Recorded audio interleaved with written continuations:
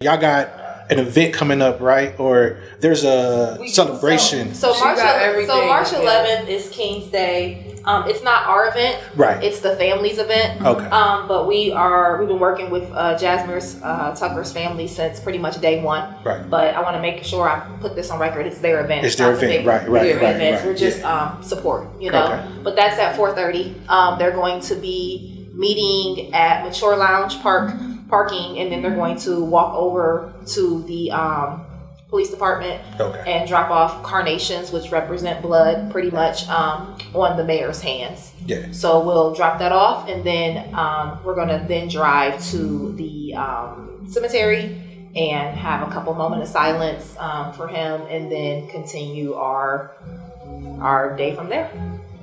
Yeah. So that's March 11th at 4:30. March 15th. The Big Three, that will be our event. We're having a fundraiser, Big Eats with the Big Three. It's going to be March 15th from 4 to 7 p.m.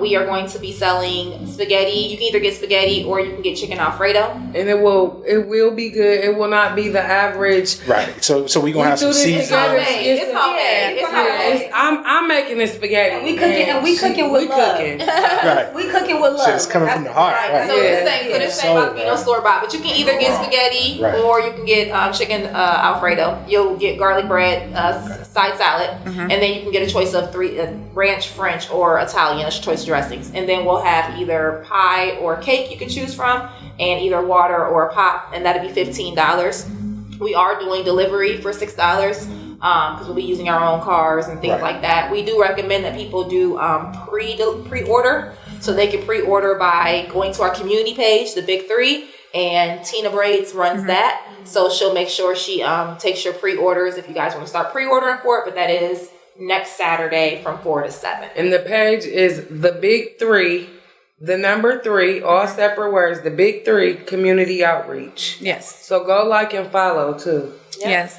And then March 22nd, another event that's not ours. We are supporting Christian Olsen's family, the young boy that was unalived, I'm going to say murdered, in the cul-de-sac out in Brunswick. Brunswick, right? Yeah, Brunswick Hills. Brunswick Hills, because it's a different, Brunswick Hills. Yeah. So on the 22nd, there will be a 1:00 protest at Brunswick, and that will be led by the family. Again, we'll just be there for support. So that is not our event, but we have been sharing it on our page, and we'll be there for support. And the family wants, anybody who watches this, there has not been a lot of awareness with that young man's situation. This situation happened months ago. And even me being very proactive with what's going on in my community, especially with things like that, traumatic situations, I didn't even know that was a situation. So I was in contact with the mother, and she really just wants everybody to use their social platforms to just,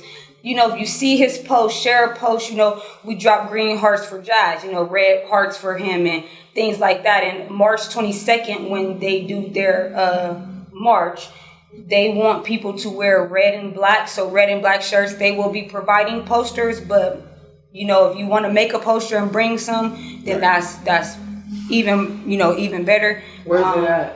It's in Brunswick Hills, at the Brunswick Hills Police Department, because the police department was trying to keep them silenced, which is why they weren't able to really get their son's story out. So could y'all give me some information about this stuff? Yeah.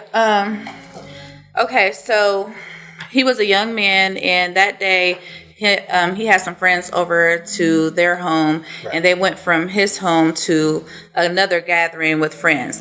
Now, this was, I believe, his first time going to Brunswick Hills with, his friends. Okay. So this was his first time there. And I guess he had a disagreement with one of the young ladies. I don't know, he had a disagreement, but they said it wasn't nothing that was like too serious or anything like that. No. And according to the police reports and everything, that's all they got from the witnesses. But as we know from autopsy, and then, you know, they just said, oh, we just walked down and we seen him on the sidewalk hours later. Yeah. So of course that raises questions, especially because this neighborhood was a cul-de-sac neighborhood, and it was a neighborhood crime watch neighborhood. So somebody saw something, but nobody's saying anything. And they dropped him off at home. They tried to tell his parents that he was intoxicated, but the toxicology report came back. He had no alcohol in his system. Wow. And, you know, he ended up collapsing at home once he got in the door, and the family had to call 911 and try to do CPR and everything.